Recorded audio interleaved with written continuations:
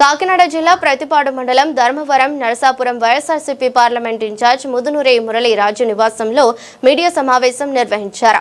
Hindupuram MLA Nandamuri Balakrishna మాజీ CM Jaganmohan రెడ్డిపై చేసిన అనుచిత వ్యాఖ్యలను ఖండించారు.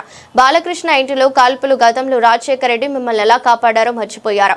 ఏ సర్టిఫికేట్ తెచ్చుకుని నువ్వు తప్పించుకున్నావో అందరికీ తెలుసు. నువ్వు జగన్మోహన్ రెడ్డిని సైకో అని సంబోధించడంపై సభ్య సమాజం సిగ్గుపడుతుంది. ఇలాంటి వ్యాఖ్యలు చేస్తే నీకు ప్రజలు తప్పకుండా బుద్ధి చెప్తారని మురళి రాజు బాలకృష్ణపై మండిపడ్డారు.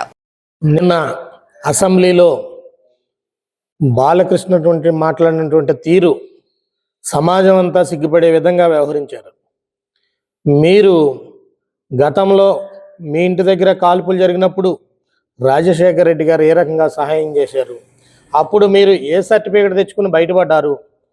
మెంటల్ సర్టిఫికెట్ సైకాలజిస్టుల దగ్గర తెచ్చుకుని మీరు బయటపడినటువంటి పరిస్థితి.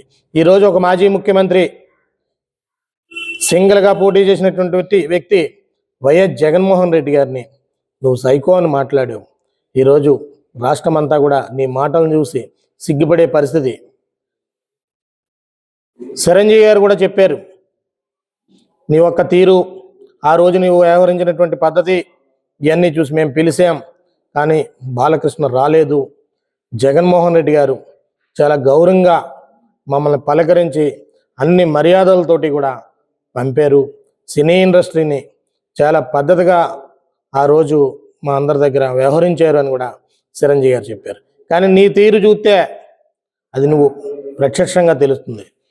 నువ్వు సర్టిఫికేట్ తెచ్చుకున్నావు, గతంలో చాలా రోజులు అవుతుంది, అప్పటి నుంచి కూడా నువ్వు వ్యవహరించావు. నువ్వు ప్రజల్లో తిరిగినటువంటి పరిస్థితి, ప్రజల్లో నువ్వు వ్యవహరించినటువంటి తీరు అంతా కూడా ప్రజలకు తెలుసు. నీ గురించి ప్రత్యేకంగా చెప్పక్కర్దు, నువ్వు ఎంత సైకో అని కూడా పైకి చెప్పక్కర్దు. కానీ జగన్మోహన్ రెడ్డి గారిని మాట్లాడటం అన్నది చాలా హాస్యాస్పదం.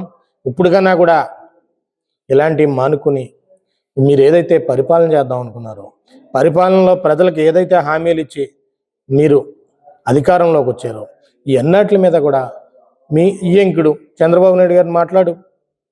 నువ్వు పెన్షన్లు ఇస్తా అన్నావు, బీసీలకు కానివ్వండి, ఎస్సీలకు కానీ, ఎస్టీలకు కానీ, మైనార్టీలకు కానీ 50 సంవత్సరాలకే పెన్షన్లు ఇస్తా అన్నావు, ఇవ్వలేదు అని మాట్లాడు. యువతకు 3,000 రూపాయల నెలకి నిరుద్యోగ భృతి ఇస్తా అన్నావు, ఇవ్వలేదు, అసెంబ్లీలో మాట్లాడు. అదేవిధంగా అన్ని రైతులకి 20,000 రూపాయలు సంవత్సరానికి ఇస్తా అన్నావు, ఇవ్వలేదు, మాట్లాడు. ఇవన్నీ మాట్లాడడం మానేసి జగన్మోహన్ రెడ్డి గారిని మాట్లాడినందుకు జనం నిన్ను చూసి సిగ్గుపడుతున్నారు.